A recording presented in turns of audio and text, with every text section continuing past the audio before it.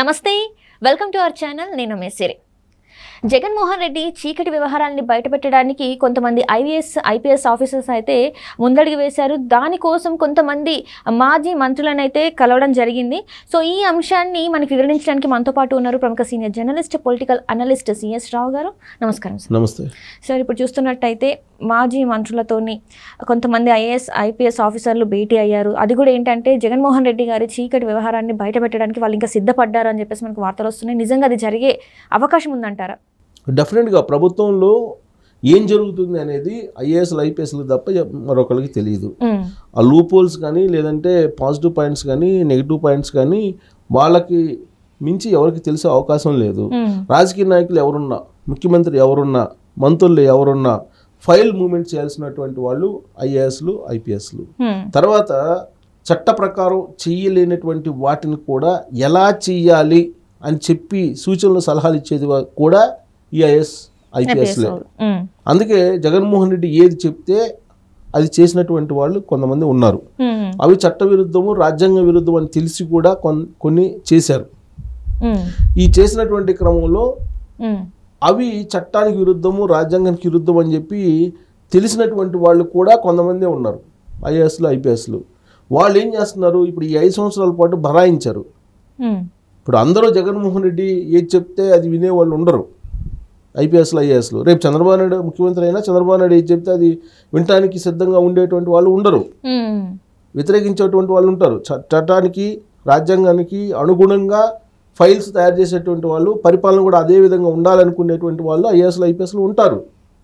So వాళ్ళు ఏం చేస్తారు, సమయం వచ్చినప్పుడు ఎక్కడ అక్రమాలు జరిగినాయి, ఎక్కడ అక్రమార్కంగా సంపాదించారు అనేటువంటి దాన్ని బయట పెడతారు. బయట పెట్టడానికి సరైనటువంటి వాతావరణాన్ని, సరైనటువంటి టైంని చూసుకుంటారు. అలా చూసుకుంటున్నటువంటి వాళ్ళు కొంతమంది ఇప్పుడు జగన్మోహన్ రెడ్డికి సంబంధించినటువంటి వ్యవహారాలని బయట పెట్టడానికి, జగన్మోహన్ రెడ్డికి సంబంధించినటువంటి చీకటి కోణాలను బయట పెట్టడానికి సిద్ధమయ్యారని చెప్పి తెలుస్తుంది. ఇప్పుడు ప్రభుత్వం మారబోతుంది. రాబోయే రోజుల్లో జగన్మోహన్ రెడ్డి అధికారంలో కొనసాగే అవకాశం లేదు, ప్రజలందరూ వ్యతిరేకంగా ఉన్నారు అనేటువంటి సంకేతాలు అందుకున్న తర్వాత కొంతమంది ఐఏఎస్లు ఐపీఎస్లు మాజీ మంత్రులుగా ఉన్నటువంటి వాళ్ళు కొంతమందిని కలిశారు. రహస్యంగా కలిసి వాళ్ళతోటి భేటీ అయ్యారు. భేటీ అయ్యి జగన్మోహన్ రెడ్డి లిక్కర్లో ఏం చేశారు, ఇసుకలో ఏం చేశారు, ఇవి కాకుండా అసలు చట్టానికి విరుద్ధంగా ఎలాంటి కార్యక్రమాలు చేశారనేది మొత్తం వాళ్ళు బ్రీఫ్గా వివరించినట్టు కూడా తెలుస్తుంది. అసలు ఎవరిని కలిశారు, ఈ ఐఏఎస్లు ఐపీఎస్లు కొంతమంది వెళ్ళి 2 మాజీ మంత్రులను కలిశారు అని చెప్పి అంటున్నారు. ఎవరిని కలిశారు అనేది కనుక మనం చూసుకుంటే కొన్ని హింట్స్ ఇస్తాం పేరు చెప్పకుండా. సో ఆ మాజీ మంత్రుల్లో ఒకళ్ళు ఆల్రెడీ జగన్మోహన్ రెడ్డి అధికారంలోకి వచ్చిన తర్వాత ఆయన్ని జైలుకి పంపించారు. జగన్మోహన్ రెడ్డి ఆయన హోమ్ మినిస్టర్ కావాలనుకుంటున్నాడు. ఇప్పుడు ప్రభుత్వం మారితే తెలుగుదేశం పార్టీ నుంచి, అంటే కూటమి ప్రభుత్వంలో హోంమంత్రి కావాలని చెప్పి అనుకుంటున్నారు. ప్లస్ హోంమంత్రిగా ఉంటేనే న్యాయం జరుగుతుంది అతను అని వాళ్ళ పార్టీ వాళ్ళ బంధువు, రక్త సంబంధికుడు, వాళ్ళ ఇంట్లో మనిషే చెప్పారు. ఆయనకి సంబంధించినటువంటి కుటుంబ వ్యక్తి ఎంపీగా కూడా పోటీ చేస్తున్నారు. ఇప్పుడు 2 సార్లు ఎంపీ అయ్యారు, 3వసారి కూడా ఎంపీ అయ్యే అవకాశం ఉంది. సో ఇంతకన్నా క్లూ అవసరం లేదు, చాలా ఆల్మోస్ట్ అంతా క్లూ ఇచ్చేసాను. ఆ మాజీ మంత్రిని కలిశారు కొంతమంది ఐఏఎస్లు ఐపీఎస్లు. పోయి జగన్మోహన్ రెడ్డికి సంబంధించినటువంటి చట్టాన్ని కంప్లీట్గా ఆయనకి బ్రీఫ్గా వివరించినట్టు, దానికి సంబంధించిన ఆధారాలు కూడా ఉన్నాయి. రాబోయే 20 రోజుల్లో జగన్మోహన్ రెడ్డికి ఏ విధంగా చుక్కలు చూపించాలి అనేది వివరించినట్టు తెలుస్తుంది. సరే, మరొక మంత్రి ఎవరు, మరొక మాజీ మంత్రి ఎవరు అని అంటే రెవెన్యూ సంబంధించినటువంటి శాఖను కోరుకుంటున్నటువంటి ఒక మంత్రి. అంటే ప్రభుత్వం మారితే రెవెన్యూ శాఖ కావాలి అనుకుంటున్నటువంటి వాళ్ళు, రెవెన్యూ శాఖ కావాలి అనుకుంటున్నటువంటి ఒక పొలిటీషియన్, ఒక మాజీ మంత్రి. ఆయన్ని కూడా జగన్మోహన్ రెడ్డి ప్రభుత్వం వచ్చిన తర్వాత అరెస్ట్ చేశారు. సో అరెస్ట్ చేసిన తర్వాత ఆయన మీద కేసులు కూడా పెట్టారు, క్రిమినల్ కేసులు కూడా పెట్టారు. క్రిమినల్ కేసులు పెట్టి అరెస్ట్ చేసి లోపల వేశారు ఆయన్ని.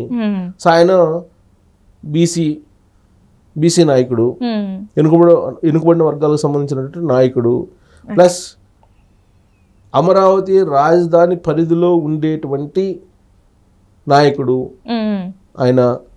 సో కాబట్టి ఆయనకు గనక ఇస్తే రెవెన్యూ ఆర్థిక శాఖలతో పాటు ఎక్సైజ్కి సంబంధించినటువంటి అంశాల మీద కూడా అవగాహన ఉంది కాబట్టి ఈ లిక్కర్ స్కామ్కి సంబంధించినటువంటి వ్యవహారం కానీ లేదా భూములకు సంబంధించినటువంటి వ్యవహారాలు కానీ ఇవన్నీ కూడా తిరగదోడతారు. ఆర్థిక శాఖ ఏ విధంగా అప్పులు తీసుకొచ్చారు, అసలు అప్పులు ఎంత తీసుకొచ్చారు, ఏమేమి తాకట్లు పెట్టారు, ఇవన్నీ బయటికి తీసుకురావడానికి అవకాశాలు ఉన్నాయి.